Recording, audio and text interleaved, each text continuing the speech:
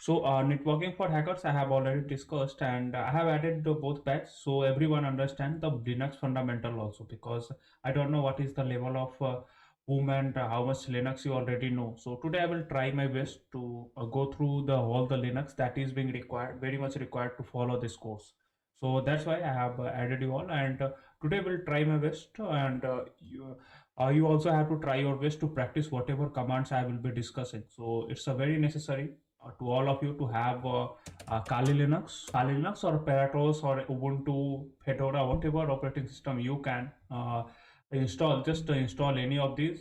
This session, you need a Linux operating system anyhow. So without that, it's impossible to attend this session.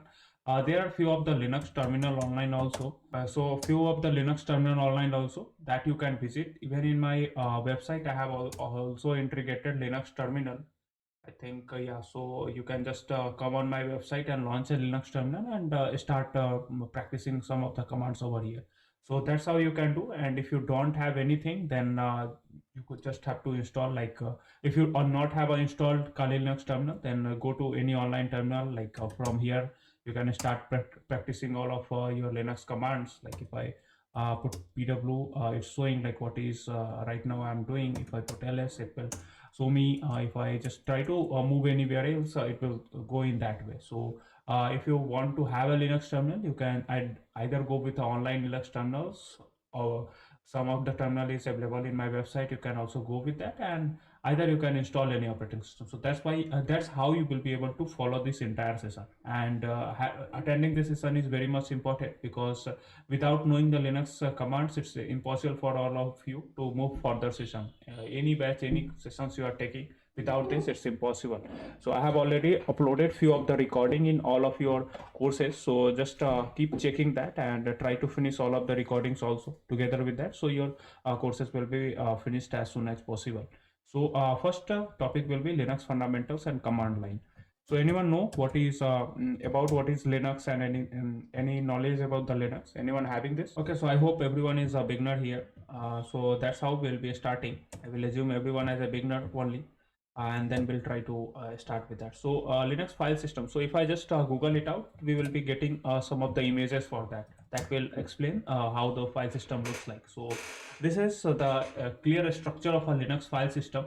So a Linux, everything starts with a slash, like everything starts with the root, then it is being divided at a bin slash etc slash home slash apt slash temp slash user slash var. So these are the structure in between that, like a files folder, devices, disk, USBs, all mounted inside this slash. So inside this slash everything comes.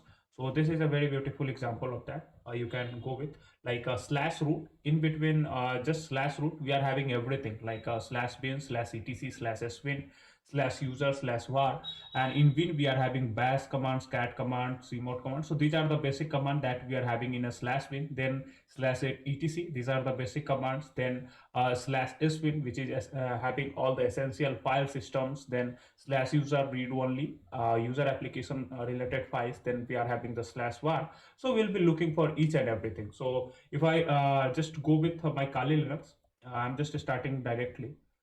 Okay, so if I open my terminal, I'm just launching my terminal. So this terminal you need to launch your Linux commands, and this is very much important. Like if you are using Kali Linux or any other operating system, you will be not using GUI much. You will be more focusing over the Linux terminal. And if I just press Control and plus plus, this digits or this text will start increasing in size. So I'm just putting Control plus plus. If I do Control minus minus, the size decreases. I hope everyone knows this, but if you don't know, this will be a good practice to do with that. So after that, we are having the very first command. Like if I just go with slash root, in slash root we are having slash bin, and in slash bin the first command starts with, like everything is in a file. Like on a Linux, everything comes in a file, like data, hardware, processes. So even all the processes are inside the file. So that's how we'll be looking. So the very first command we use is a pwd. So this basically shows you the current location in the file system. So right now I am into home slash Rupankar. So this is my current location in the file system. So after that, we have a next command, which is ls. So ls basically shows you like list of all the top level directories under the root. So under root we are having all these directories like desktop directory, document directory, download. So if I have to move to any directory, I can simply move using cd command. That will be looking further. After that, like if you want to have a visual tree representation of all these, you can simply put tree and then hyphen l, capital L uni, and one and slash. So that shows everything in a tree manner. So if you like this one, you can just put ls to see this, and if you want in a tree manner, you can put a tree and l. So that's how you show. After that, we are having the root directory. So root directory is basically the foundation of a Linux, and it contains only system critical directories, like deleting or modifying or wrongly can crash the operating system as well. So if you are handling the root directory, it's very important to handle it very carefully. So if I just press cd slash, it just move to the root directory. Like slash is assigned to the root directory, as we have seen in the this picture also. Like slash is for one second, slash is for the root directory. So once you press slash, it will move you to the root directory. So I just put it cd to move change the directory, and then I put slash. So now we are into the root directory. So in root directory we are having multiple commands, like we can use ls, cp, move, remove, every thing inside the root directory also. Like if I put ls hyphen bin slash bin, so it is showing us like list of all the essential binaries it is showing that is inside the root directory. So that's why it's very important to move very carefully in a root directory, because if you make any changes, or if you delete any file, it can crash your operating system as well. So hope it's clear. Like if I want to show where these commands exist, like slash bin slash ls, so for that I can simply put which ls. So this is showing like ls is aligned to slash slash colon auto. So it is showing where the ls command exists, like a slash bin slash ls. After that, if I want to show the binary type and a structure, then I can simply put file and then slash bin slash ls. So this basically gives us all the binary codes and shows the binary type and the architecture. So this is it's a binary type, this is the architecture of my current machine, and every detail it will show you. So file slash bin slash ls shows you the binary structure, and which ls shows you where the ls command exists. After that, we have discussed slash ls slash bin. So ls slash bin basically list all the essential binaries. So these are the basic command that comes under the root directory. So anyone have any questions, or should I proceed further? So after slash, we are please close your mic. Please don't open your mic if you don't have any questions. That basically, I hope till now it's very clear to all of you. After that, let's move to some of the other file. Like after slash, we are having slash bin. So if I just go with slash bin, I already discussed. After slash bin, we are having slash swin. Just let's move to slash swin. So if I just move to slash swin, basically slash bin is a system administration level binaries, basically used for a system level task, like modified by the user. Like if you want to reboot the system, if you want to check the ip tables, abstracts, then you can use that. So for that, let me just move out. So for that, I will be doing cd dot dot, and I just get out from the root menu. Let's let's hit into the swin also. So for that, I will be doing slash and then ls slash swin, and now I will be moving to the swin directory. So swin, it is showing all the Linux admin commands that is available with that. So these are the Linux admin command that is available in slash bin. After that, we can access using the elevated privilege. Like if I do which reboot, it will show the command location as well. So that's how you basically move into the swin. After that, we are having the slash etc configuration file. So let me exit out from here. After slash bin, we are having slash etc. So let's move to slash etc. Slash etc is basically main heart of a Linux configuration, you can say it, and it contains all the text-based configuration files and not executable file. So if I move to the etc files, so for that I will be doing ls and slash etc. So in whichever file system you have to move, you simply do ls and then the file system type. So ls slash etc. So now I am inside the etc folder, and now I can view all the system configuration file that is available in slash etc. After that, if I want to see like all the system user command, like all the system users, if you have to see, then I will be doing cat slash etc slash hosts. So here it is showing me all the system users, like this is system user, that is localhost, and this one is a Linux. The following lines are so if you want to check that in this way also, you can check it out. After that, if I want to check for the local DNS, I can also check. Like if I want to check for the local DNS, I can check that also. If I want to see all the passwords or show all the system users, that I can also you check, like cat slash etc. So it basically shows all the system users and everything. It will show you. So these are very much important command when you get inside any Linux system or anything. So once you have a access to any machine, what you your next target will be to move inside each and every file and check like where what you need is available. So if you just simply have access to any database directly, you will be not getting all the files. So you need to understand, like in slash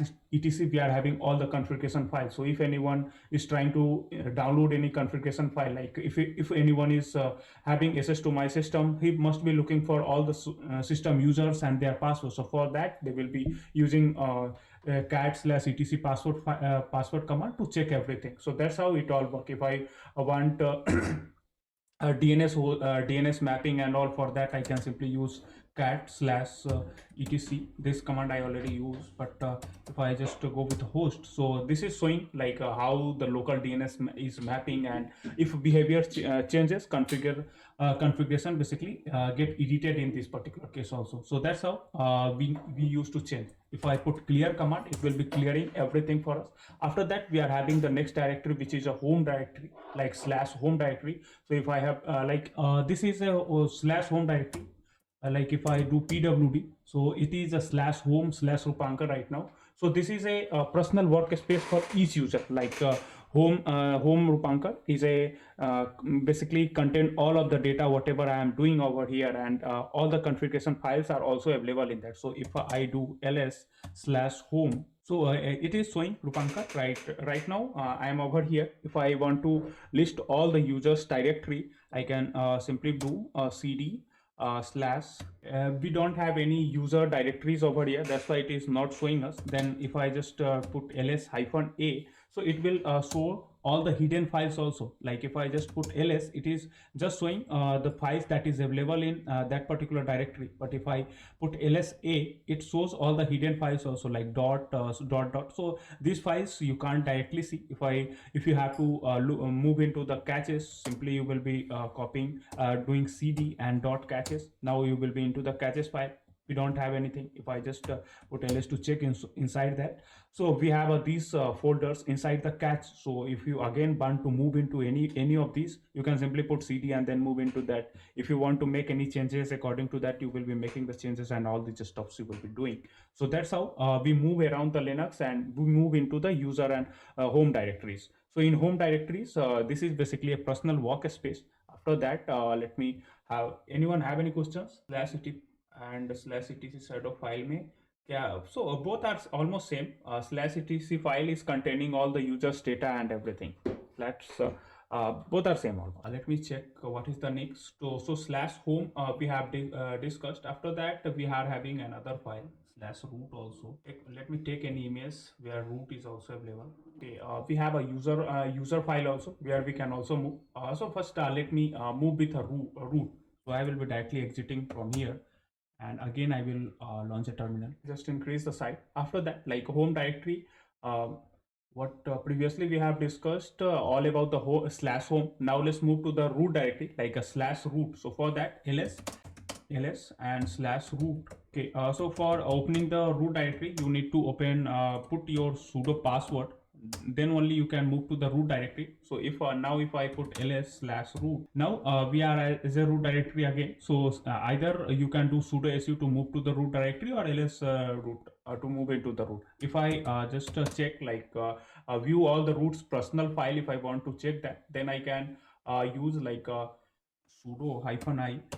Sudo hyphen I basically use you to switch the user to the root user. So now I am a root user. So basically in a root directory, again I was just a user, that was a Rupankar. So if I want to change to the root user only, so for that I will be doing sudo hyphen I, and it will change you to the root user only. So now I am a root user only. So if I check it by using pw command, so now it is showing like I am into the root directory. So slash root is showing.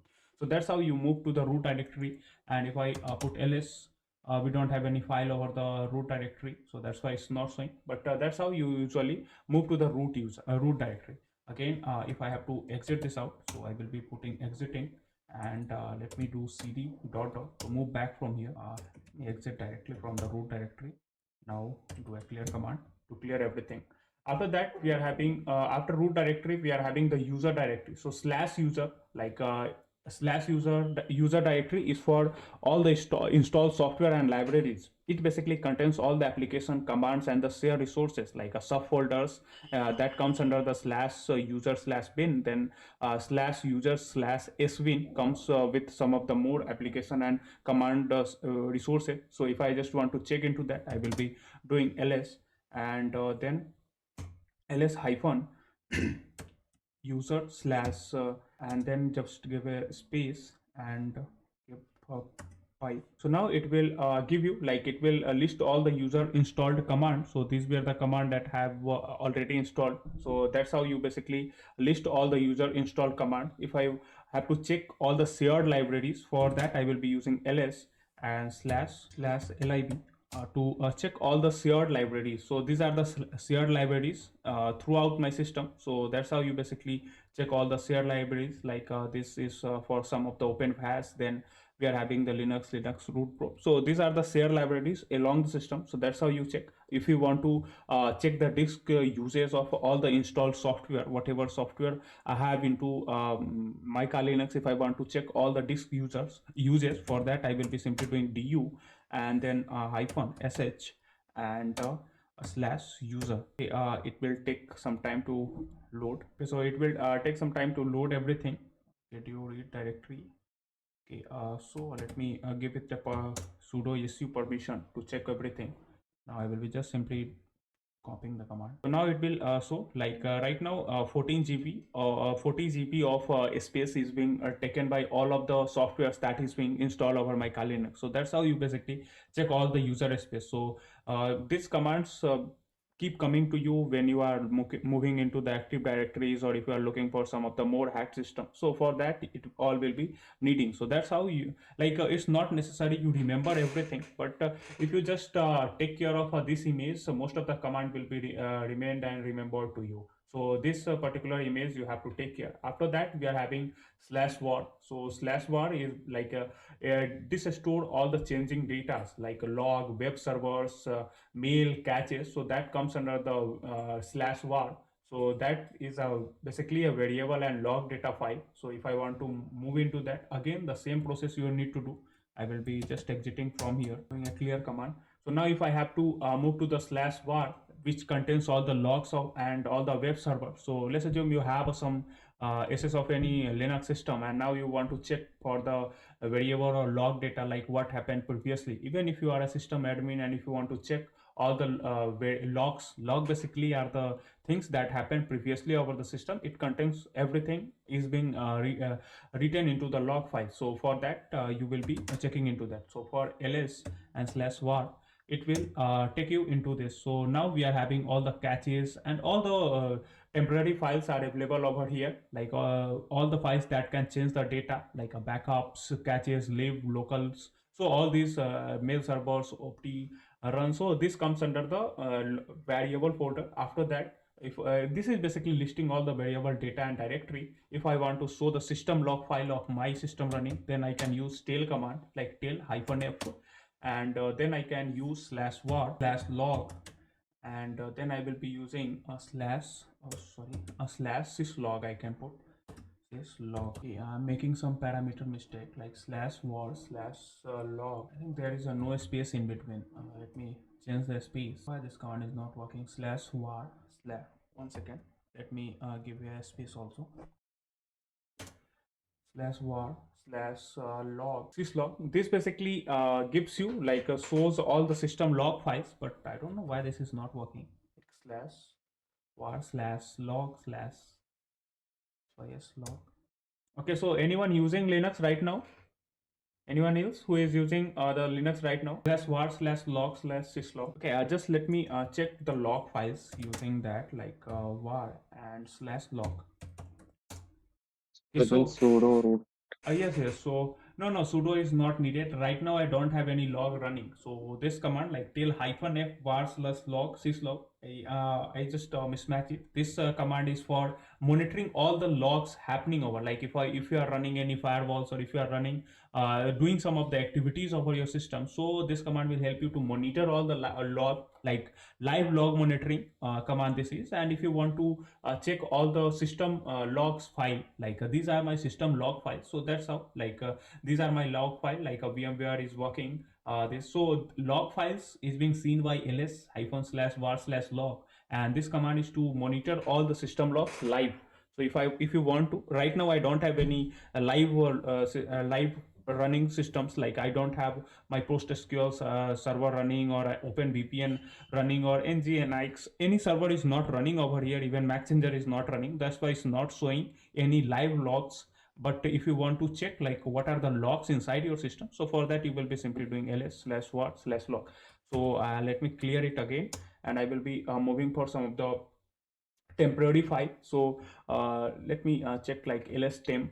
Lstemp is also present in that. So lstemp contains all the temporary file basically used by all the apps and temporary data, and it is world readable and cleared on a reboot. Like some file that we contain in our Linux system, once we reboot our system, that goes deleted. Like if I have opened my Firefox browser, and if I close my reboot my system, like if I just once close down my system, and if I again start, those log file get erased from my system. So but still if I open Firefox, that is containing some of the that is using some of the resources of my Linux system. So if I just suddenly turn off my PC, that file will be getting erased. But right now, if my PC is on, this space must be containing over some of the file disk, like it must be having some of the space over my system. So for that temp file is being used. So it is like once you reboot the system, it will be cleared. So if I just move to ls and ls slash temp, so all the temporary file it is having. Okay, sorry, tmp it is. So ls slash tmp, sorry, ls slash tmp. So now all the log files that like these, if I just reboot my system right now, all these files will be deleted. But right now, like there is a VMware that is running as a root user. I am running VMware workstation. These are some all the temporary file that is running right now over my system. It is showing. If like all the temporary file is so, if I want to create any temporary file, I can also create it using like a touch command. I can use to create any temporary file, like a touch slash temp slash let's create a test file. So now if I just do ls slash temp, so now we are having a test file. So if you want to create any log file, and then if you want to put like if you want to create any temporary file over your system, then you can create using touch command, like touch slash temp test file, or any file name you can put over here to create the a file in a temporary environment. Like if you want to create any temp file, you can create in that way. After once your system shut down, that file will be getting deleted. So that's how, if I have to remove this temporary file, I will be simply putting rm, and then I will be using slash slash tmp temporary file, and then the file name I need to put. I'm just let me just copy this file name on one file, test file. So now if I again move to ls temp file, now you can't see the test file that I have created. So remove will remove the any temporary file that you created. And if you again want to create again, you can use touch command to create any other file. So that's how you remove the file. So common malware hiding locations you can do, like temporary file is basically used for hiding all the malwares at some certain time, and then once you reboot the system, it will be get reloaded. So that's how you basically use. After that, I think only slash dev is remaining. So slash dev it is not available in this particular image, but slash dev is also available. So slash dev basically represent all the hardware related file, like your SDA, your null file, your random file. So again, if I have to move into that, I will be simply moving using slash dev. So now it will be showing me all of the my hardware related file, like my disk file, my uh, DMI DI, my DMA heap, then my char. So all my bus system. So every file that is related to hardware, it is being shown by and it is being stored in a slash dev file folder.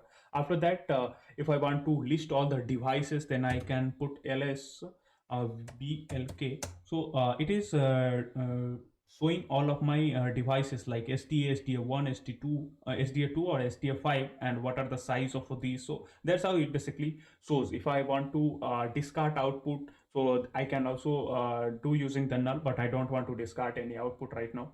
It will send it to the black hole, so I don't want to move into that. So these are the command, like basically if you want to check what are the hardware available about your system, ls slash dev will help you out. And this ls blk basically allows you to show the disk partitions and everything.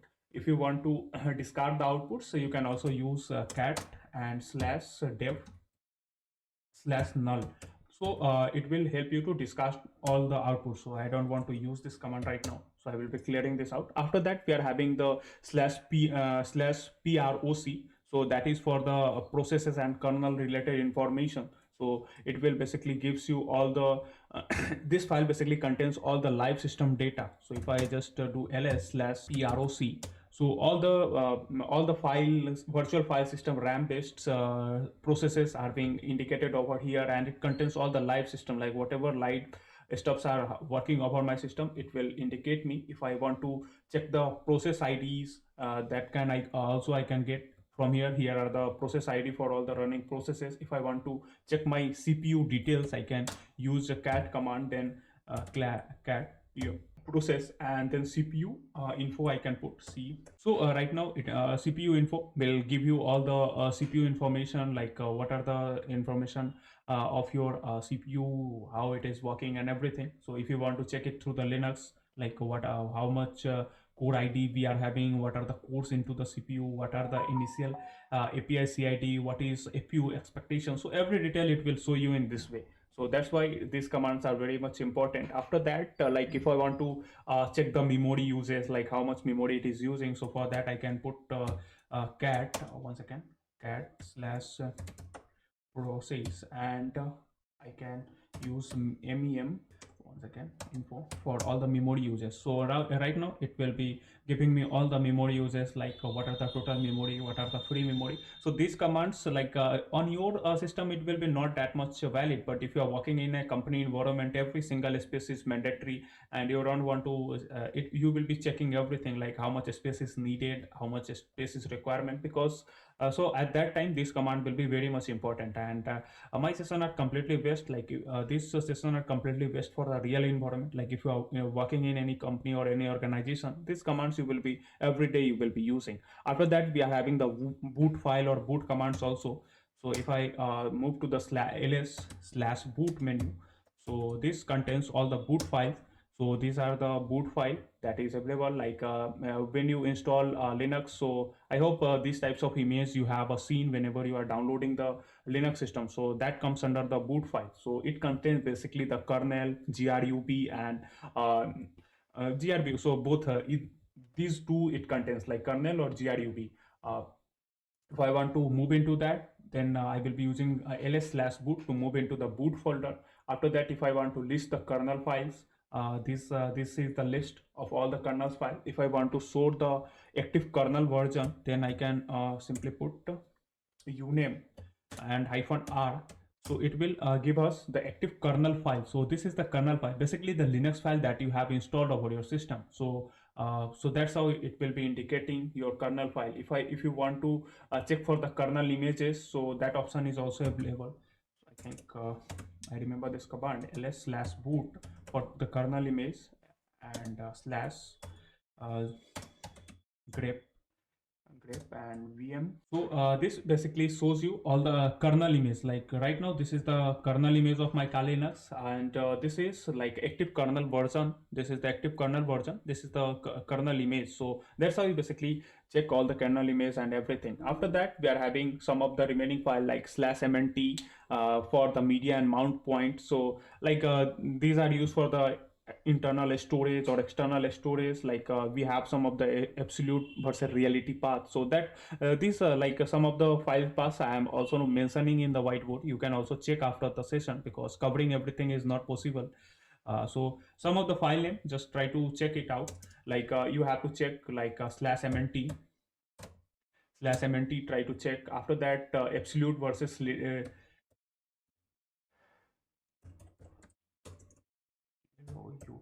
absolute versus relative. So these two, just check it out. Uh, So these two are also important, not that much important. That's why I'm ignoring it a bit. Like, but absolute part and relative part, you need to check it out. After that, the things are happen. So if you have the clear understanding of all the file system and how it works, then if you are working in a privilege escalation or a log analysis, or if you are doing some of the forensics or a system hardening, then these commands are very much essential. And I hope you may have learned some of the new Linux commands. Previously, you may not have gone through that.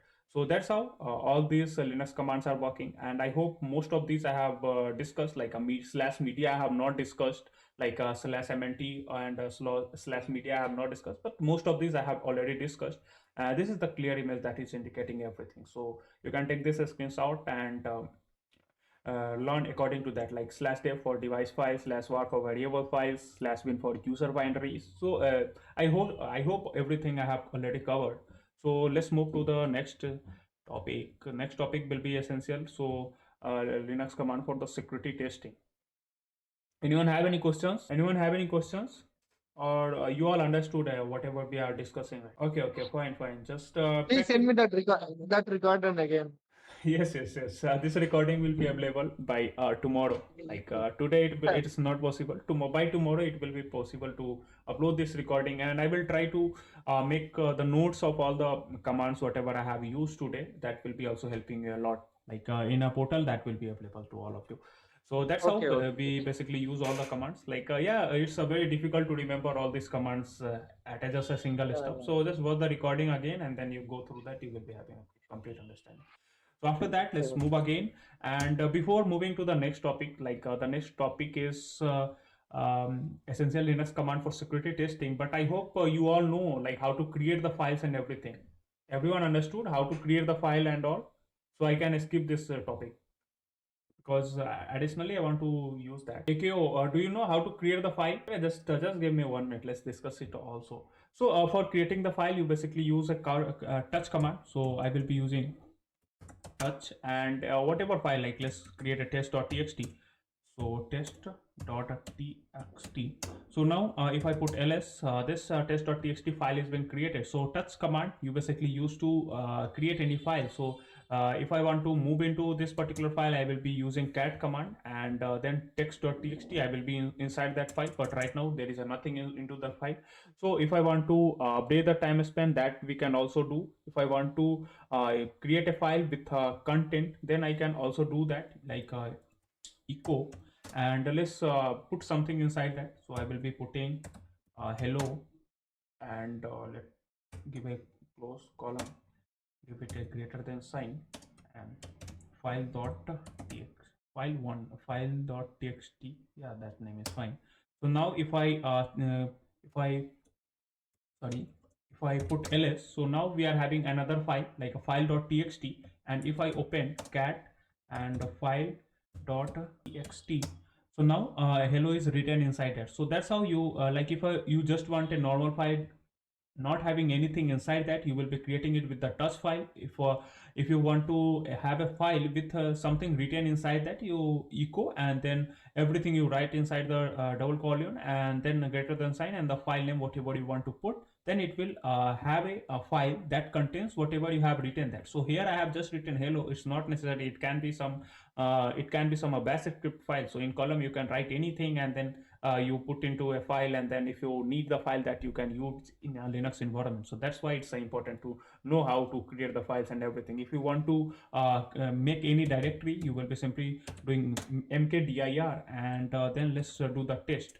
So and if I put ls, so now test is coming. So file down comes in the blue color, but the test comes in a blue color. So whatever comes in a blue color is basically directory over here, directory, and whatever done comes under the blue color, so that is a file. So now test is a directory. So if I can create a multiple directory at a time also, like make directory test, test1, and test2. So now okay, so the test directory is already available, so let me make it test3. Okay, so these two already created. So now if I put ls, so now we are having multiple directory like test2, test1, test2, test3. So all these directory created. Like you can also create a multiple directory at a single time. You can create a nested directory while doing any project also. So that's how you basically do. If you want to copy any file, like if I want to copy any file, then I will be simply doing copy, and let me go with this file .txt file inside any file. So I want to copy that into the text.txt.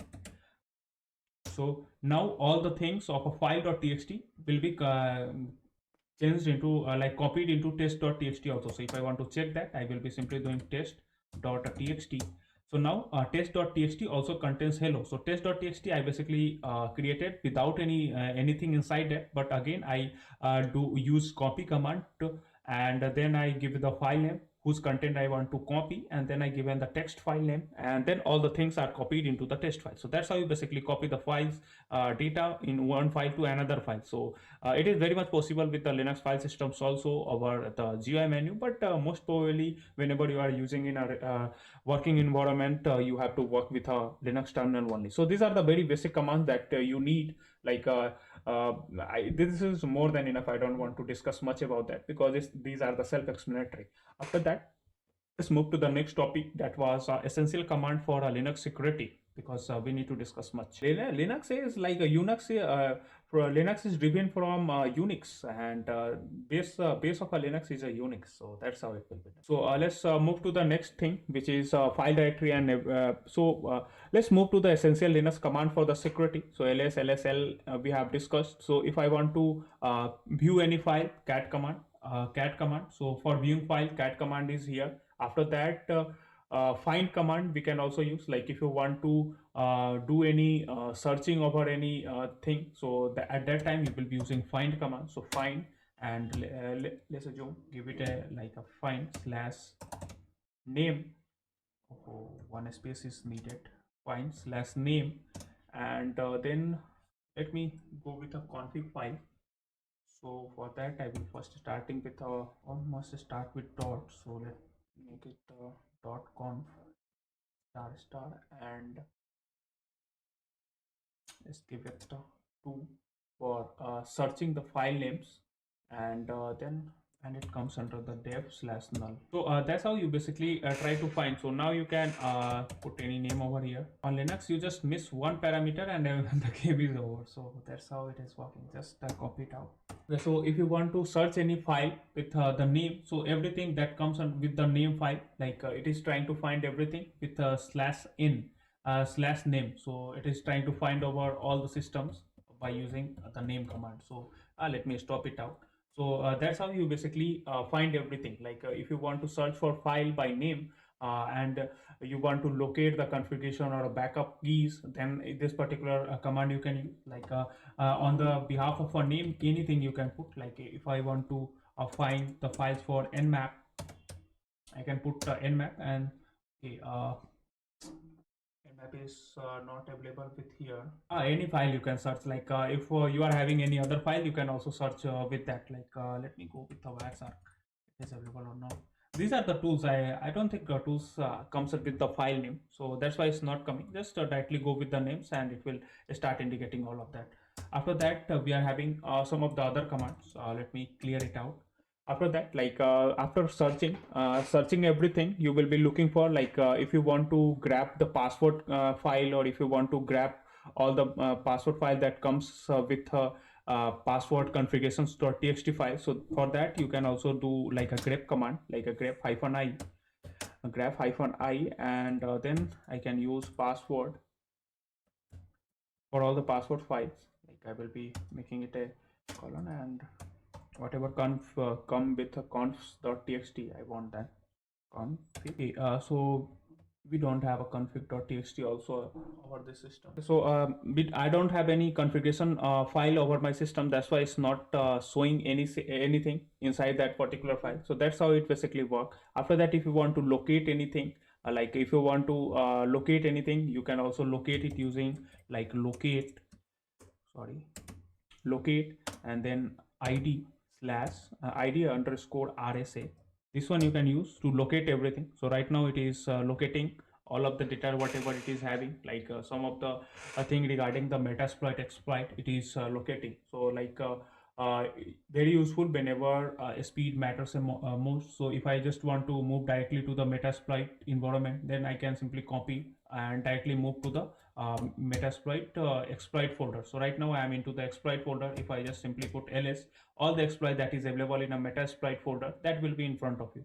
So that's how you basically go into. So if you it's very much impossible for remembering everything. So if you want to locate everything, like if you want to have a fast file lookup or a database based file lookup, so for that you will be simply doing location id slash rsa. It will be locating every file that may be here. If I want to move to the user like rsa venera key, so for that I can also go with, like, first I will be doing cd. CD will not help me to exit. I need to exit all of them, because cd dot dot will let me move back from exploit to the data only. So if I put ls inside the data, whatever things we are having. So if I just directly want to move into the metasploit exploit folder, that where I can also move. So I usually work over the metasploit mode. So that's why it's showing according to the system. It will be showing everything that comes with it.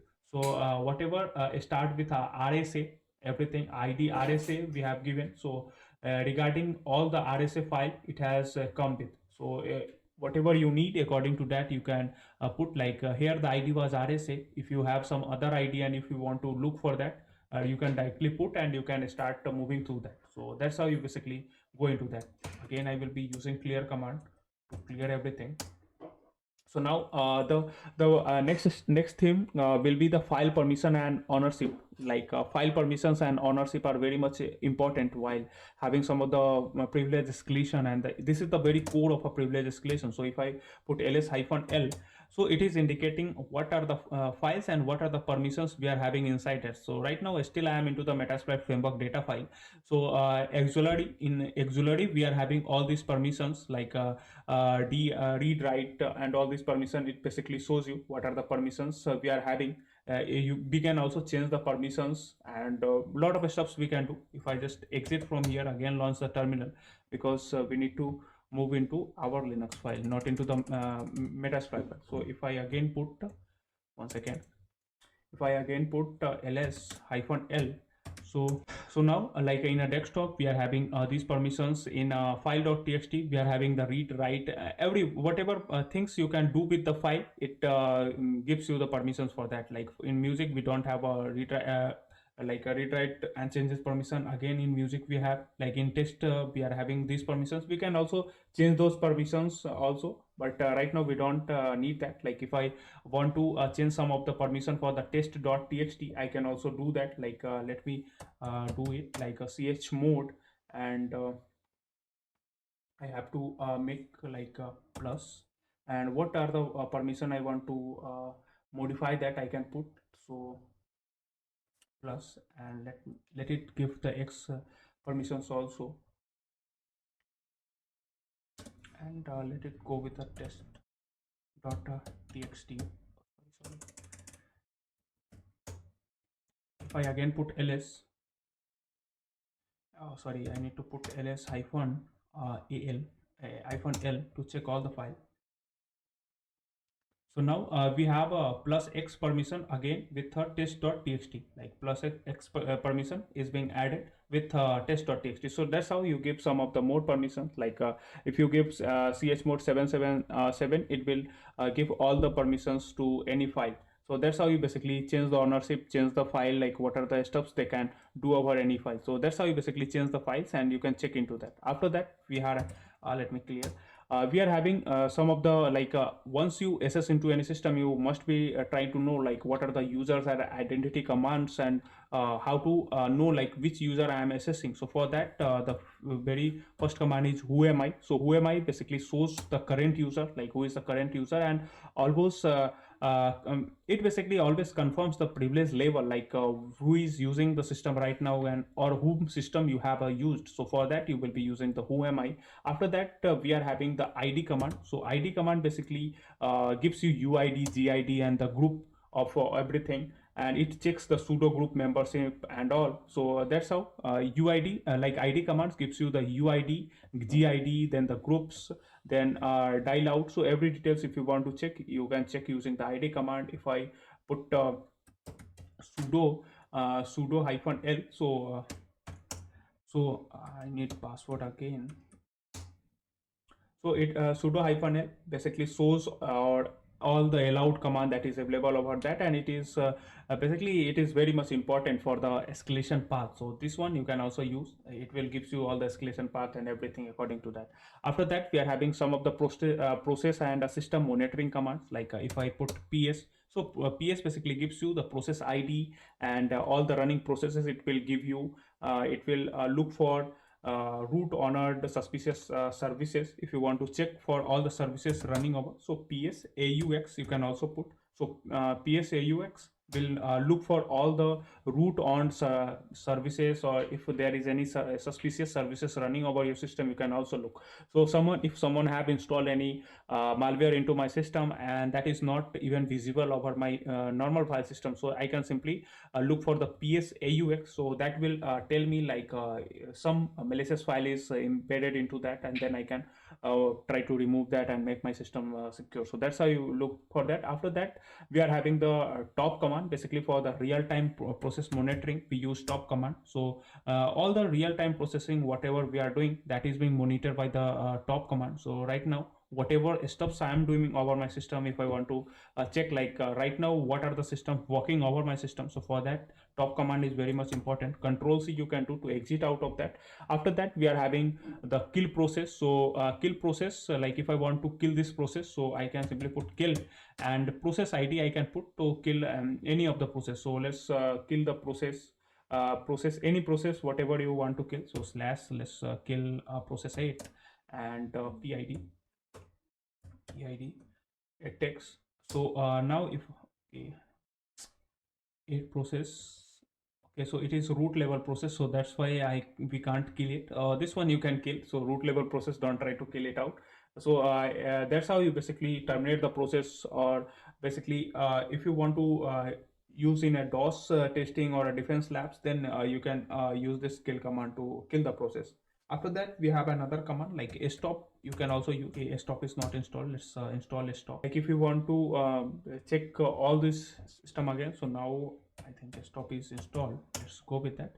So this gives you a holistic view of how what are the process working over your system, and how it looks for that. So all the root level processes working, it will show you. So if you don't have a root hope install a stop install over system, so you can simply install a stop, and then you can go with that. So f10 to quiet that. So I will be using f10 to quiet a stop. So that's how you basically use that. After that, in a system monitoring, we have some of the more commands like a networking command. So basically for checking ips, like ip a command you can use to check what is your ip addresses, what is your mac addresses, network interface and routers. And so for all these you can use ip a command. Then ipr command you can also use.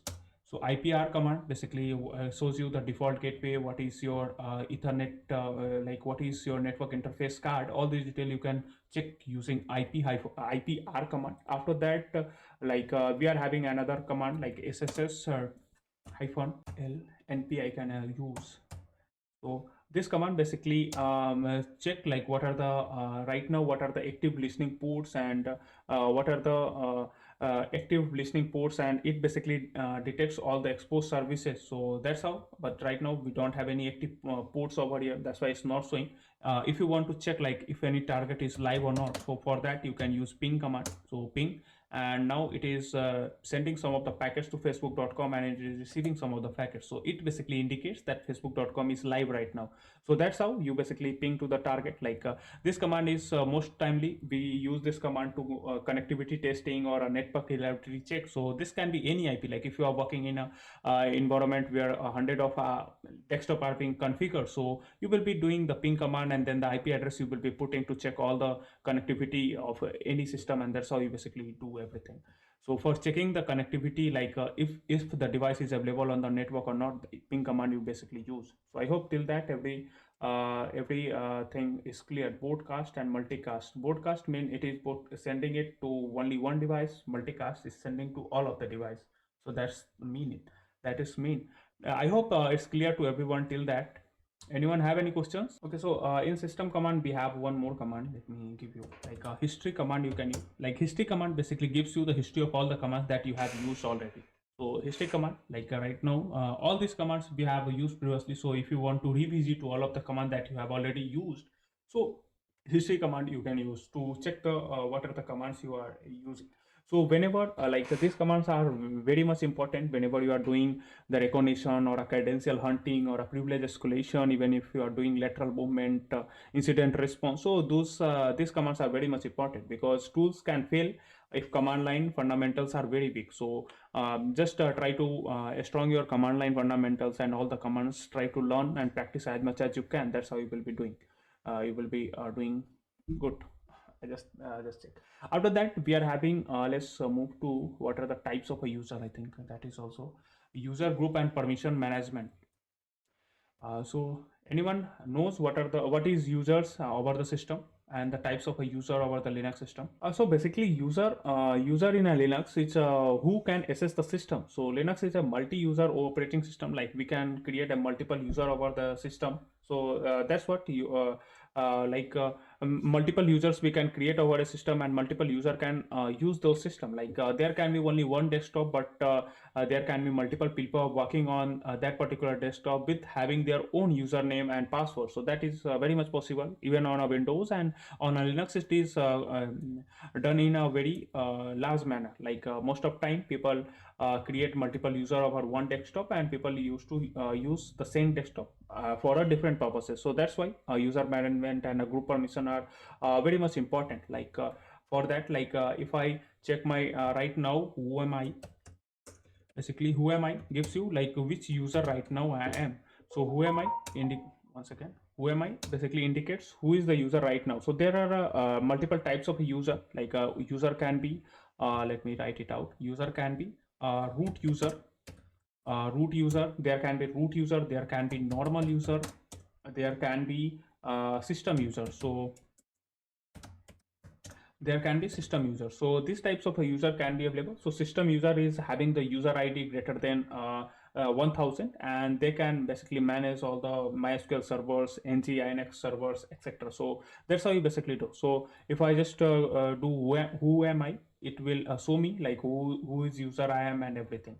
After that, if I want to list all the users, like what are the users over my system, I can simply use cat slash etc slash password.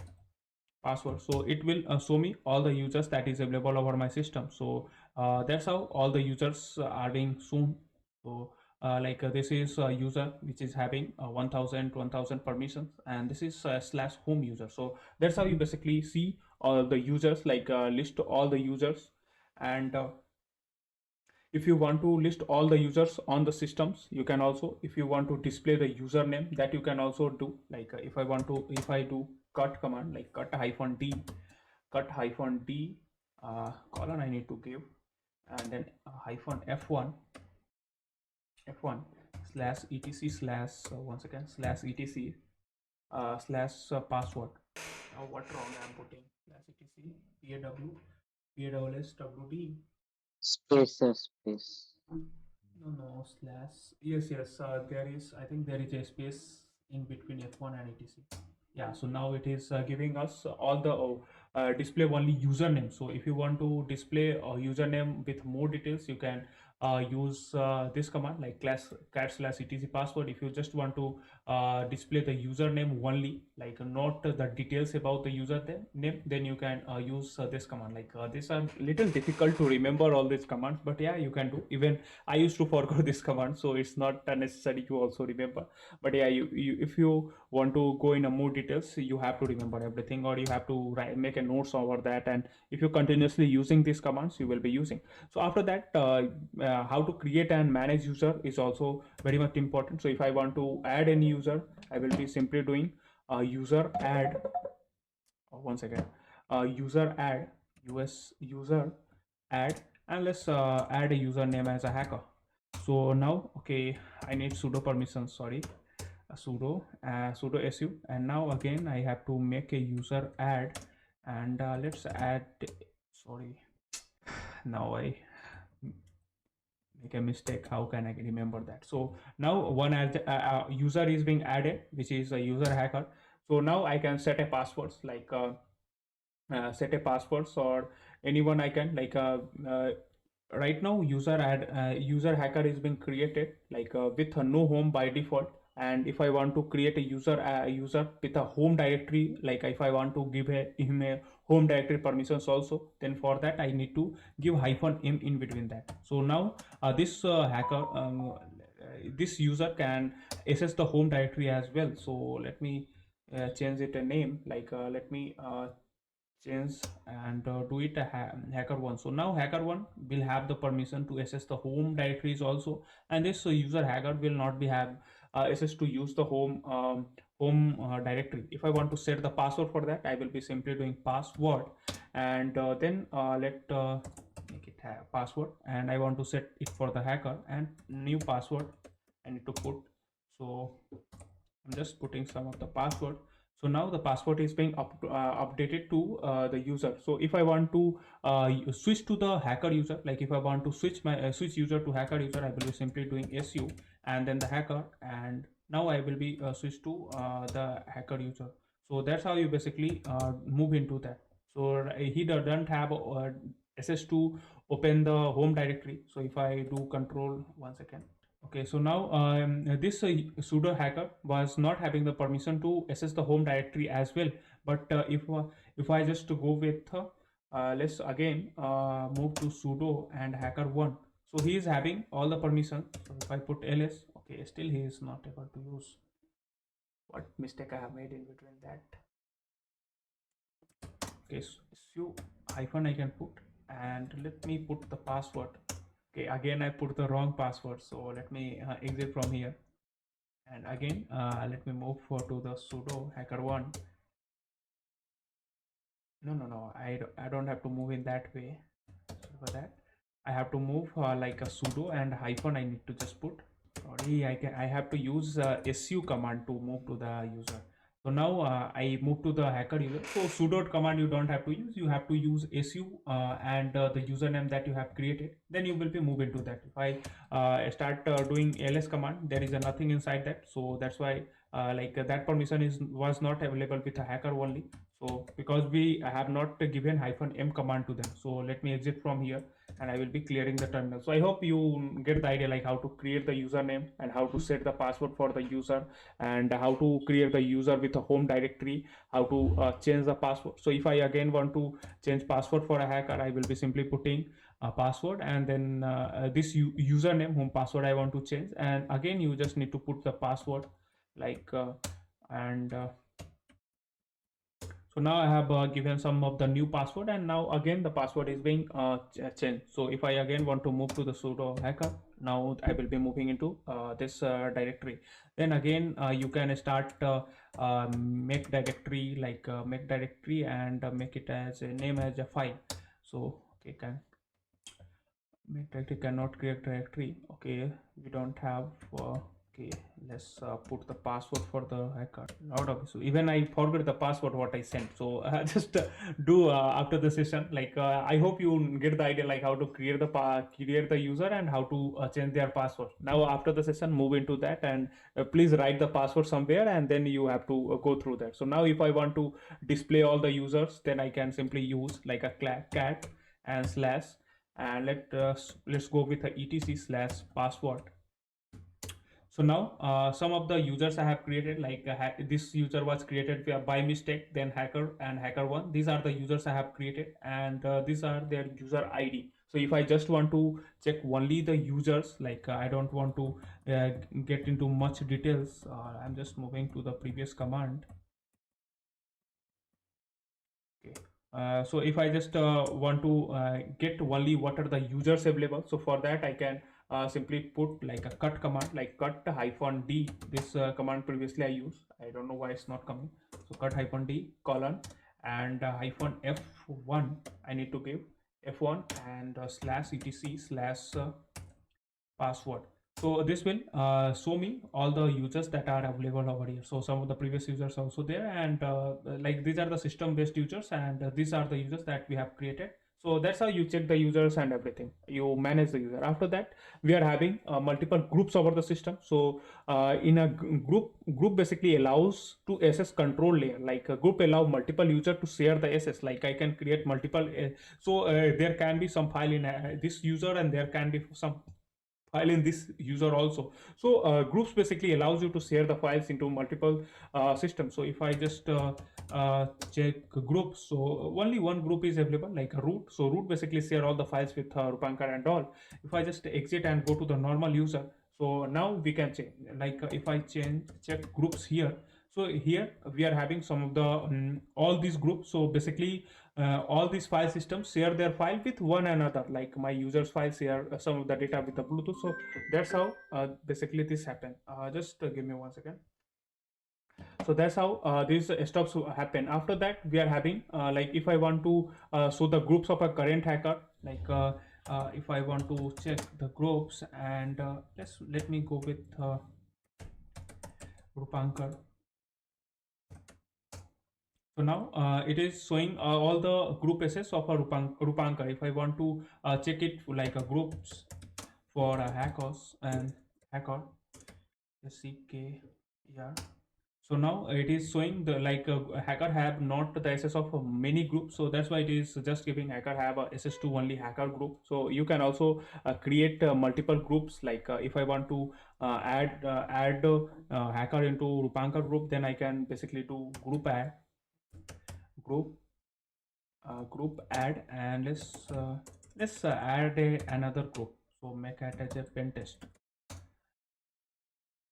Okay, so group add basically works with a sudo su command. So just remember that group add command basically you use to add any user to the group, and if you want to check like in how many groups any particular user is available, so for that you will be putting group slash the user username. And if you want to check like what are the permission available with any particular user, or what are the groups available with them, so you simply groups and the username you put, it will be listing all the groups. If I want to list all the groups, that I can also do, like cat command I can use to list all the groups, like cat slash etc and slash group.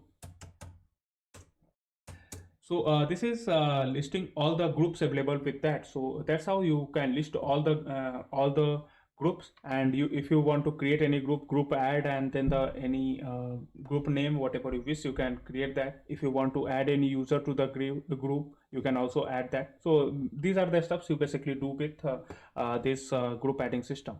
After that, file permissions we have already discussed. Like if I want to check file permission for any file name, ls hyphen l, I can do. And like file.txt is already available. So if I do file.txt, it shows all what are the file permission we are having. So rwx, basically rwx is for the owner, so this is not a and rx is for groups, and slash slash is for the others. So you can also change the permissions by using the chmod command, and that's how you basically do.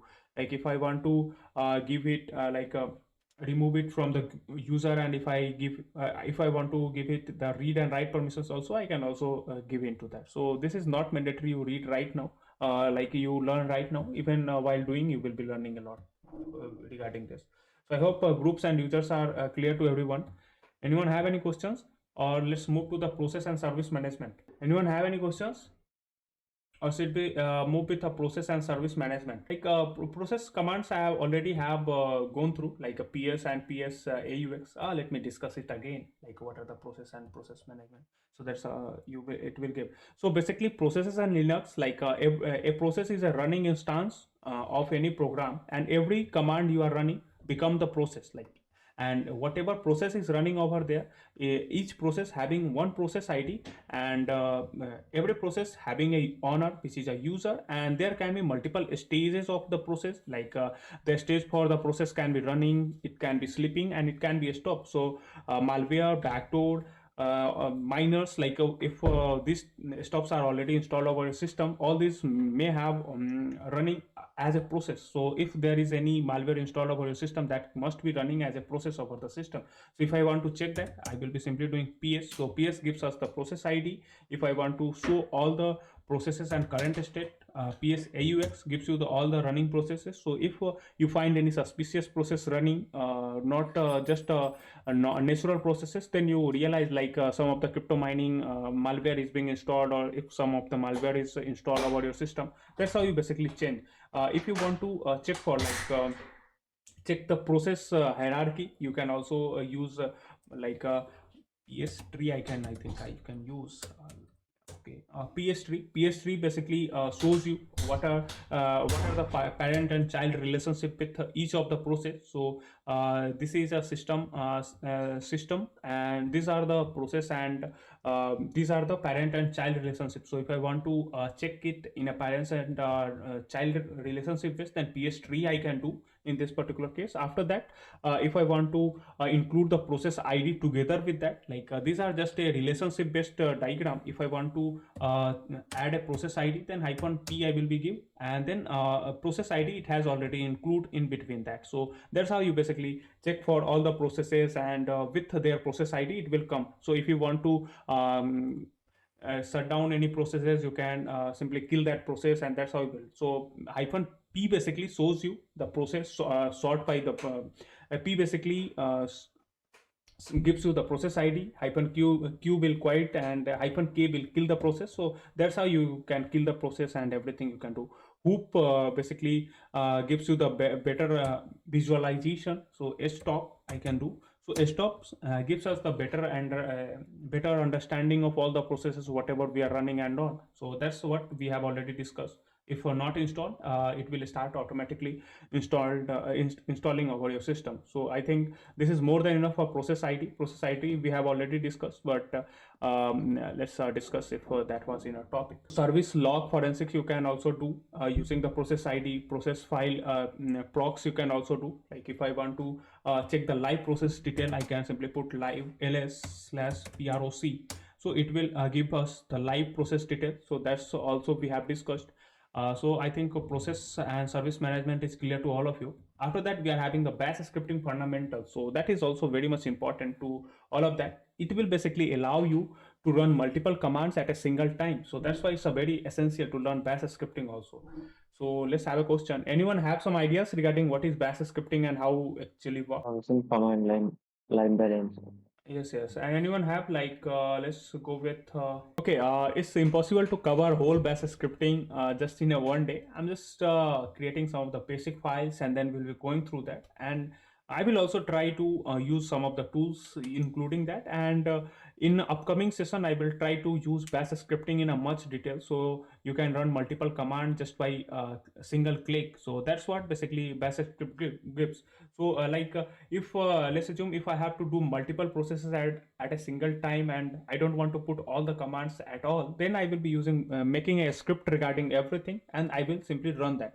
So let's assume if I have to make a simple file, make a executable file of anything, I can use that. Like let's make a script for a hello world. This is basically everyone do. So nano and hello.ss. So I'm just giving it as a file name. So now I'm inside the file, And inside that, whenever you are writing or starting with any writing any script, so first you give a hash tag. So I will be giving a hash tag, and then this particular sign in need, and slash you have write everything in a bin. So basically it basically bin slash bash. So bin slash bash, it basically tells the Linux to use the bash interpreter. After that, whatever you need. So right now I want to print a message like a hello world, so I will be simply putting echo, and just give it a semicolon and make it as a world, make it from bash, and then I will be closing this out. So right now, like it will print like echo command basically print in the terminal, and now it has become the bash. So in echo it can be anything. It's not mandatory that it can be, we can in slash bin slash bash we can write multiple commands, and then all these commands will be running at a single time. So that's how we'll be doing. But right now I'm just going through a simple thing that how to run and how to print anything, on a your desktop. So right now if I just do control plus O, so control plus O, this will save it, and then control plus X will help you to exit out. So control plus X to exit it out. So right now exit from the terminal. So and I just write. So now we need to give a executable permission to run this tool. So for that I will be doing chmod, and let's make it plus X, and the file name is hello.sh. So hello.sh. Now the permission to run this particular file is given. So now if I do like a dot slash hello hello.sh, sorry, some mistake I made, control plus let me exit from here. Okay, so now if I want to run this particular file, I will be simply giving it dot slash hello dot sh. So now hello world from bash it is giving. So now you can write anything inside the file. Like if I just go with nano hello.sh. So here it was just hello from the bash, and we just do control O and then control S to, I don't know, control X why it doesn't work over my system every time. And let me post, and so now it works. So I just write only hello world print. So when whatever time you want to run that nano and hello.sh you can put, and it will, okay, that open the nano file, I don't want that. If I want to run this particular command dot slash hello.sh, I will be putting, and it will keep running whatever inside that particular file. So here is the cat, like you by hello.sh file, any file you can create, like nano hello.sh we created just to print this hello world. But in now we can create any file or any tools script we can create. Like we can create such a script that let's put any target, and it will start first, it will scan for that, then it will look like what are the vulnerabilities into this particular target, and then it will automatically run our metasploit to find those and attack those stuffs, and then it will do some of the password attacks. So everything we can write in a single line of a code, and whenever we do simply do dot slash hello dot the file dot slash and the file name, it will automatically run whole command, and our work will be done just by a single click. So that's why it's important to go through a bash scripting. Like we can create a multiple file. Like if I just go with some of the variables, and if I want to print some of the files, that we can also do, like a nano, and let's give it a name as a variable dot sh. Once again, it's a nano, not nano. So nano, and let's give it name as a variable dot sh, and whatever I want to put I can put. So again I will start with slash asterisk, uh, then I will be putting this once again, and let's go with slash bin slash bash. This is basically telling like what you need to put, and bash interpreter it have to use. Let's name it as a Raj. So I will be putting as a name, and name equals to let me give it into any steps you can put. I'm just, and let me echo, like echo, and inside that I have to put like echo my name is, and then the dollar sign I need to put. That's why coding in a live is a bit hectic, because in a real environment we just generate the codes from ChatGPT and use. So right now it's a bit difficult, but echo my name, and whatever I want to print I just put it. Then I will be doing saving it, and I want to get exit from. So I will be doing control O, and then press Control X to exit. Whenever I Control O, and then the Control X. So now I have exited. So if I want to execute that again, I have to do like ch mode command to execute, and then the plus X, and whatever file name is. So the file name is variables.sh, variable.sh. So now it has the permissions. Now again I just need to put like dot slash variable dot sh. So now it is running. My name is Raj. So that's how you basically assign any variable and all. So this is the very basic steps. This is not what we will be actually doing. This is just to learn like what are the steps we can do over that. So if I just you can start practicing with this, like if you know a bit of coding only, you may be going through multiple steps, like you may learn what is for loop, so you can practice it with for loop. You can practice it with while loop, while loop. So all these steps you can use practicing, like you can check it with how it involves with the functions, how it works with exit status. So like all these types of bit of coding, like even I don't consider bash scripting as a coding language, but yeah, all these steps you can try to learn.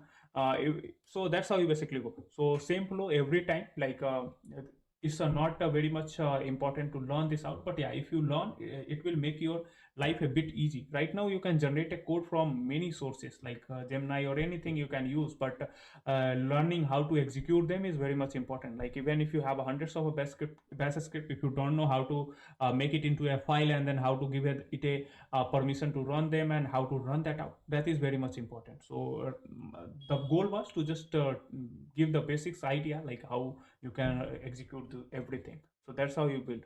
Like if I want to let's assume if I want to run nmap, that one also we can do put, like if I have to, let's just give it a basic example of a nmap. So if I just do, let me give it name as a nano, and let's go with nmap underscore ping.sh. So for pinging any website, I am just creating it. Then again, I will be going with a hashtag, and slash bin slash bash, and then I can echo, like echo, and echo like it has to echo like a inter target. So any target you can put n enter, and let's make it a target IP. So now it will ask to put the target IP, and then it will read, it have to read the target. So let's give it like a read target. So read target will take the target IP from us, and then let's put the basic command that it have to use. So for that, let's make nmap and -sn -s. So this is the basic command, and that is being executed by, once again, dollar sign we need to execute it. So it will check for the host and all. So, and let's give it a target. So now first it will ask us to enter the target IP, then it will read the target, and then it will start this like a basic scan over whatever target will be provided. So I will be just doing control O, and enter, and then control X. So now I'm just exit from here, like this file is ready. Now we just need to give it as a permission. So chmod and plus X, and the file name was nmap underscore, once again, nmap underscore ping dot ss. So this is the file name right now. Now we can run this. So for running that, we all know, like we just need to do nmap dot slash nmap, and then the file name. So nmap ping, and then you just need to put whole file name. Okay, so ping dot sh. So now, okay, while some of the mistake I have made, dot slash nmap ping dot sh. Anyone can figure out what is the mission? Okay, nmap ping dot sh pat interpreter, no such file or directory. Let me open nano first. Slash bin slash bash. We taken the target, then we read the target, and then must have to ask for the target.